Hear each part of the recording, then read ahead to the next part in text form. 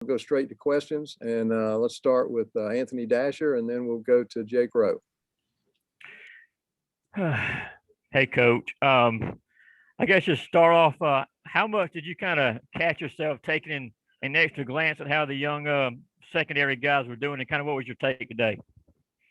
We get to watch those. I get to see those young secondary guys every day. So I feel like today was no different. We got to challenge them in terms of the coverage situations we put them in. A lot of them, it was their first real live action, with LC out there playing some corner and Nyland and Keeley. I mean, just a lot of young guys that haven't played a lot of college football. They play a lot of football, and they're good football players. But we're a long way from being ready in terms of what we need to do in the secondary, because we just got a lot of inexperienced players. We cannot have enough of those situations, scrimmage, passing, all the different looks we get, because we need the experience. Kirby, kind of the buzz out of the scrimmages, Arian Smith may have gone down with an injury. Can you update us on that? And Jermaine Burton as well, kind of what those guys are looking like? Yeah. You guys got to do your job, but y'all certainly overreact to a lot of things. I was really disappointed at the way everything was handled. Jermaine Burton is fine. He has no structural damage. He was out there today doing exercises, doing conditioning, doing different things. Jermaine Burton's going to be fine. And for anybody to report the length of time he's going to be out, that's really unfair, because if our doctor and our team doctors don't know that, I don't know how anybody else would, because they would have seen the MRI, they would have seen the x-rays, and there's nobody else that has seen that. So it's unfair to put misinformation out there for sure. And then with Arian today, he sprained his wrist and he should be fine. So, I mean, I don't know if he'll be back Monday. I don't know that. We're still doing the x-rays, but I know he sprained his wrist. So let's don't have a lot of overreaction, if you don't mind. And hey, you ask me, I tell you, Jermaine hyperextended his knee. He's day to day. That's what it is. It's not anything past that. But I don't think that we should sensationalize the other things, because it's all part of football. I mean, we had other guys get injured today, and it's a lot bigger deal when everybody writes about, a receiver and other receivers hurt. Receivers are going to be fine. All right, let's go to Dean Legge and then to Mark Weiser. Kirby, how was the offensive line today, generally speaking, protection and the run game? It was okay. Not where we need to be. We're still moving some parts around, but certainly got work to do to get where we need to get. Got some young guys out there trying to play. And, when you do situational football, it's really hard to evaluate, because you do 8 third downs in a row. You'll never do that in real life. During Move the Field, we were able to move the ball at times, and then had a couple turnovers in the red area, and defense gave up some big plays, but then they played well in the red area at times. So kind of went both ways. Kirby, what's the competition like at quarterback behind JT? Is Stetson clearly the number 2, or how much are Carson and Brock pushing him? What's their progress? All 3 of those guys are getting reps, and all 3 of them are going to be really good players. Can you elaborate a little bit more on that? Yeah, all 3 of them are getting reps, and all 3 of them are going to be really good players. They continue to work hard. They all got reps today. I think each one has a different strength, and each one has a different weakness. For each one, they're growing. Brock has the least amount of reps and, I guess, familiarity with the offense. So his learning curve is greater, but he's also picking it up quick, especially for a mid-year freshman. Stetson does a good job in the pocket. He moves. He's athletic. He understands the offense. He can do things with his brain, because he's taking a lot of reps. And then Carson's done a good job this spring. Thank you. Now let's go to Seth Emerson and then Brandon Sudge. Kirby, with the cornerbacks, are you throwing guys like Green and Ringo out there and just seeing what they can do just as much as you can?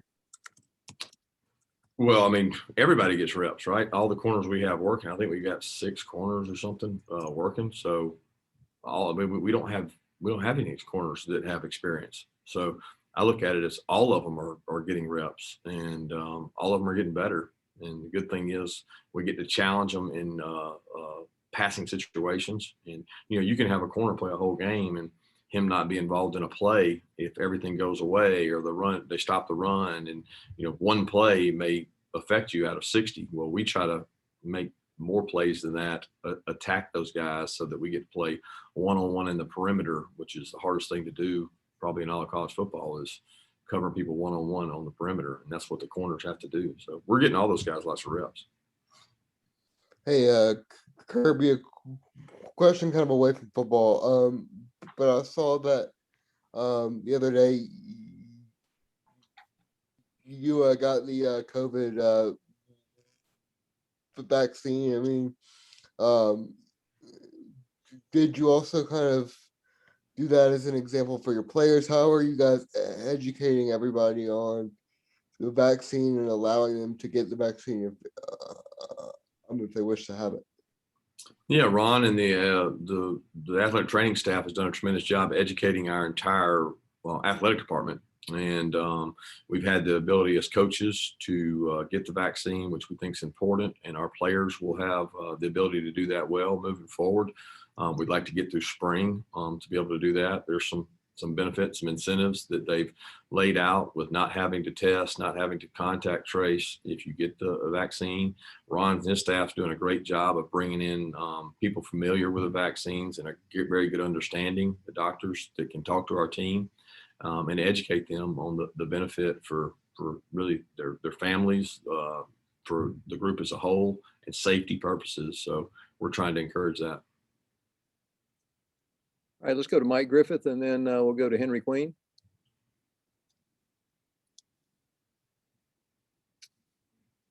Sorry, I was off mute there. Hey, Kirby, how much can you really work on the run game early in spring? I know that you guys try to don't try to have too much contact, get guys beat up, but is that something you'll focus on later? Was today mostly pass?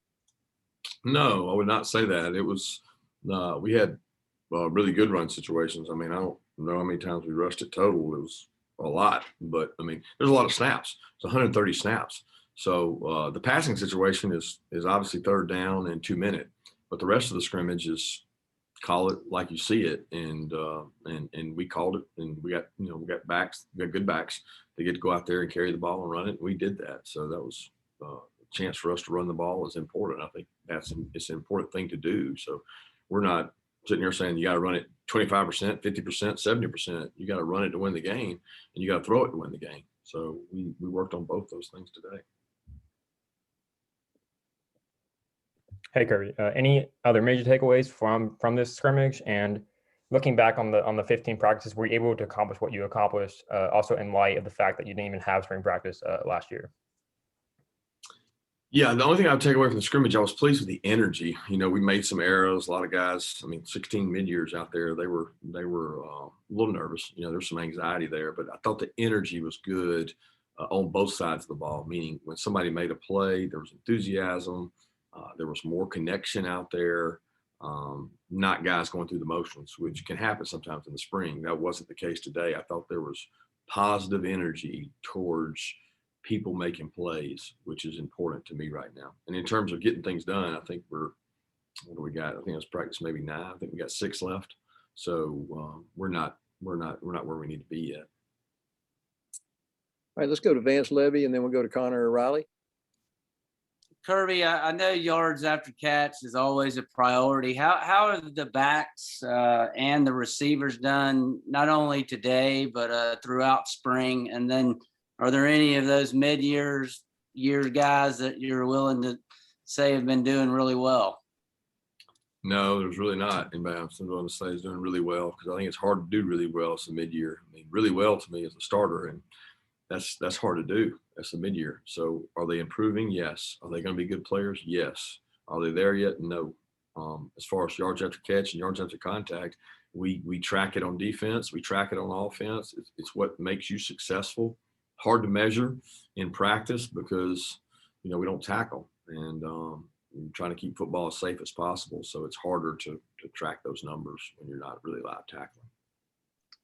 Hey, Kirby, in the past, you've talked a lot about how important for high school recruits that senior year is. And one of your mid-year guys, Brock Bowers, didn't get a chance to have a senior year playing out in California.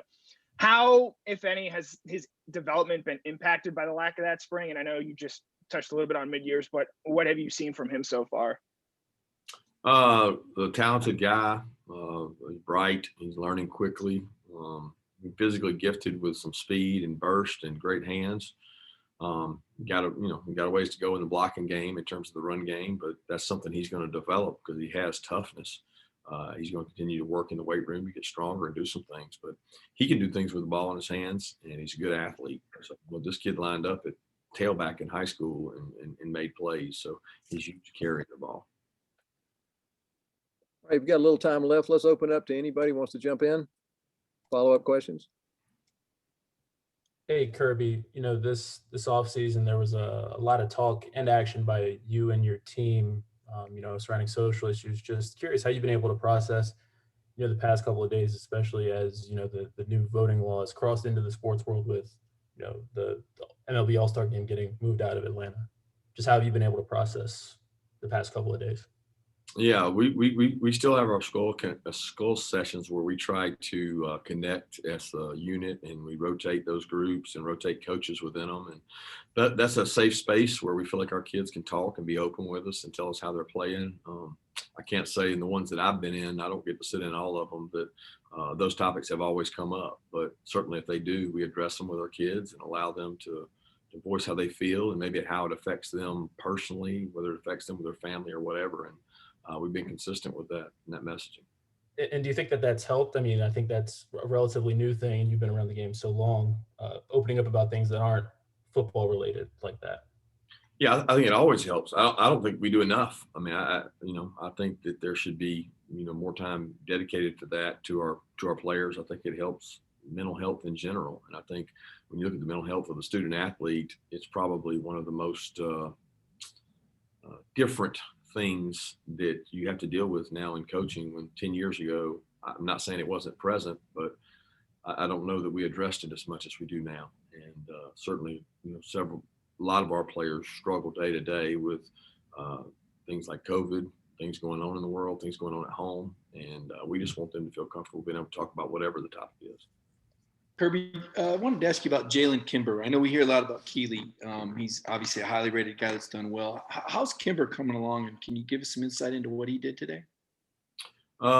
Kimber's very bright. He was able to practice all last year, which, the practice you get from the year before, people just forget about. Like you mentioned Keeley, and Keeley hasn't practiced. So he really hasn't done anything in terms of earning the reputation that he came in with. He's in the process of doing that. He's trying to do that through working hard and learning, and he stayed really engaged. But Jalen Kimber was able to go out and actually take reps and work last year, which, gives you an advantage because you've seen things, you've heard calls, and you have to adjust. Biggest thing with Jalen is continuing to work really hard with the nutrition and weight room to keep adding size. And he's conscious of that. He understands what he has to do to be a great player, and he's committed to doing that. Kirby, who won today? And then also you've said the defense, continues to show their youthfulness. Who is the field general on the defense right now? Well, Nakobe's the field general. He's not out there, so you say, who is it? It's done by committee. It's, when you don't have a really good player out there, it allows other people to step up. I thought Nolan had great energy today. I can't say how he played. He had great energy. He was present. Trevon, really good energy.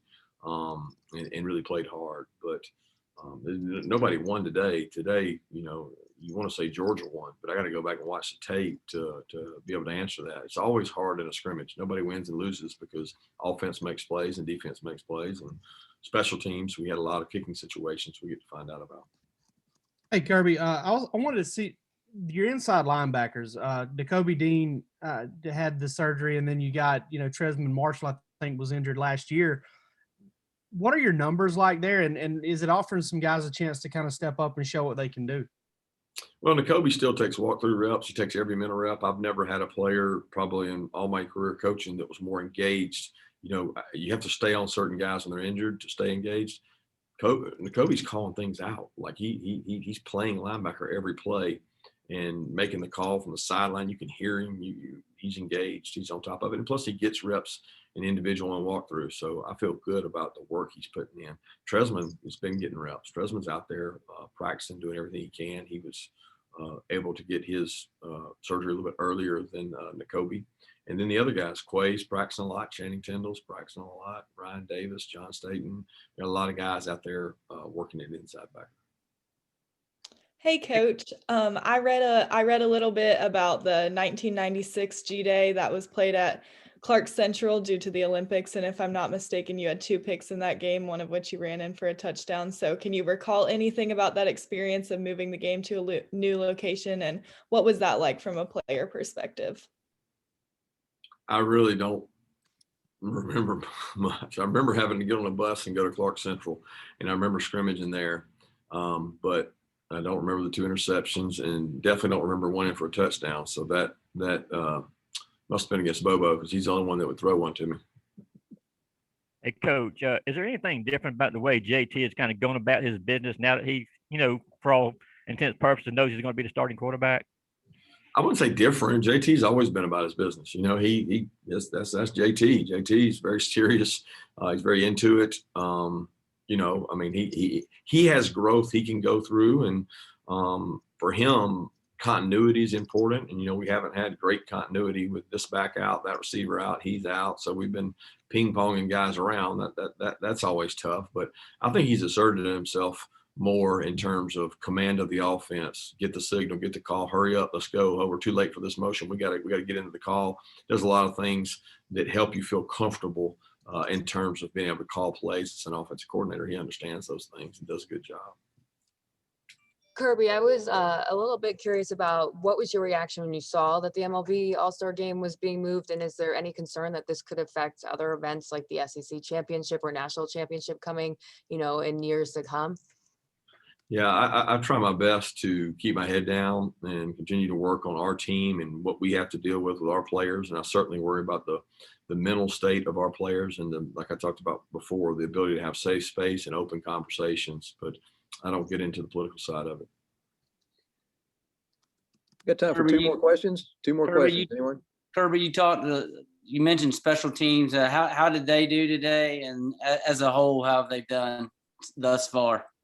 It hadn't been, it's hard for me to say. I don't think we kicked field goals as well as we can. I think Pod can kick with a little more consistency and Jake as well. But, punting, I think Jake punted the ball well today. We didn't get many opportunities to return the ball, which is frustrating. But punters nowadays they've got so much better. They can kick the ball away from you. They can hold the ball. They can, rugby to keep you from being able to return it. It's just hard to get punt return opportunities. We didn't get many today because Jake skies them and bombs them and corner kicks them, and you got good guys covering them. So that was tough. But I do think that we can do a little better job on field goals in terms of consistency, and we're trying to improve that. Kirby, how are the relatively inexperienced cornerbacks holding up in these kind of scrimmage situations, out on an island when they are?